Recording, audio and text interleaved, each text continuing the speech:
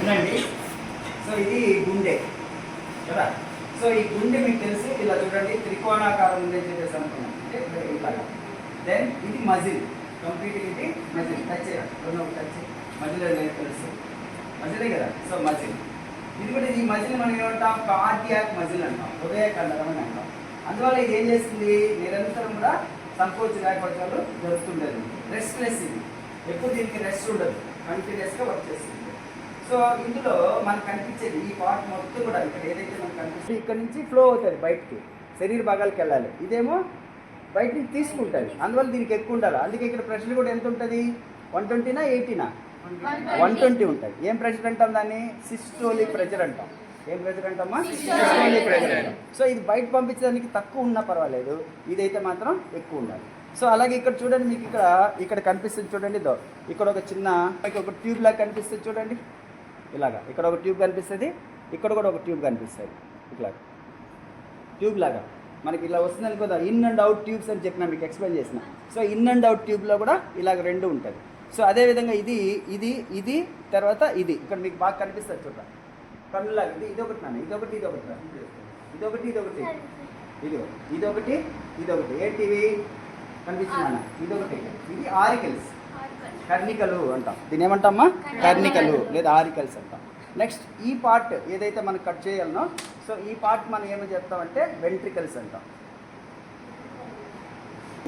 So ఇదొకటి పైన, కింద 2 గదులు కదా నాన్న, ఇక్కడ 2 గదులు కదా. సో ఇక్కడ 2 గదులు, ఇదొకటి గది, ఇదొక గది, తర్వాత ఇదొకటి ఇలా వెళ్తాయి. దీన్ని అయోటా అంటాం.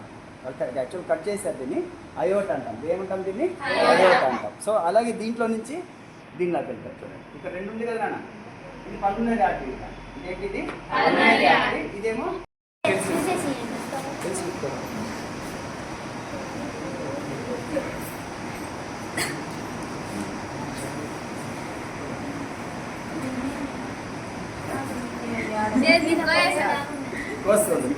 ఒకసారి ఎక్స్ప్లెయిన్ చేసినాక ఇంకే ఇస్తారా తల్లి. బాడీ కదా, రైట్. హ్యూమన్ బాడీలో సో ఇక్కడ మీకు మొన్న చెప్పిన, మీకు ఒకరోజు క్లాస్లో చెప్పిన, పైన డొప్పలాగా తీసేస్తాము, అక్కడ ఒక క్యావిటీ ఉంటుంది, సెరిబ్రో స్పైనల్ క్యావిటీ అంటాం దాన్ని, సెరిబ్రల్ క్యావిటీ అంటాం. దీంట్లో బ్రెయిన్ ఉంటుంది. సో ఇప్పుడు ఈ పార్ట్ ఉంది కదా, దీన్ని థొరాసిక్ క్యావిటీ అంటాం, లేదా చెస్ట్ క్యావిటీ అంటాం. సో ఇదంతా అబ్డోమినల్ క్యావిటీ. అంటే హార్ట్ ఎక్కడ ఉంటుందంటే కరెక్ట్గా, సో ఇలా తీసుకుంటే ఈ ప్లేస్లో ఉంటుంది, ఇక్కడ ఉంటుంది, ఇలా ఉంటుంది, బాగా గుర్తుపెట్టుకోవాలి. సో దీని చుట్టూ చూడండి ఎంత దీనికి ప్రొటెక్షన్ ఉందో. ఇవంతా రిబ్స్ కదా, స్టెర్నమ్ అంటారు. ఈ బోన్ ఏమంటారన్నా, స్టెర్నమ్. ఇది చాలా స్ట్రాంగ్ బోన్. ఇవన్నీ రిబ్స్.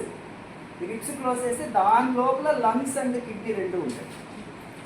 అర్థమవుతుందా మీకు? అక్కడ ఈ ప్లేస్లో ఉంటుంది, ఈ ప్లేస్లో ఉంటుంది. ఇక్కడ చూడండి, ఈ ప్లేస్లో నడుముపై చేయబెట్టాలి. ఒకసారి మీరు అందరూ పెట్టుకున్నారా, మీ బొట్టల వేలు ఎక్కడైతే తాకిందో ఆ ప్లేస్లో 2 కిడ్నీస్.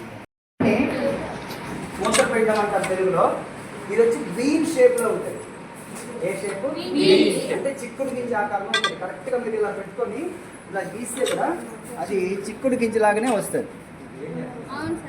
చూడండి, ఇలాగా చిక్కుడు గింజ ఆకారం మనకి స్పెసిఫిక్గా కనిపిస్తుంది ఇలాగ. ఓకే, సో ఇది పెల్విస్. సో మీకు చెప్పినా కదా కార్టెక్స్ అని. కార్టెక్స్ అంటే ముదురు రంగులో చూడండి, డార్క్ కలర్లో చెప్పించింది.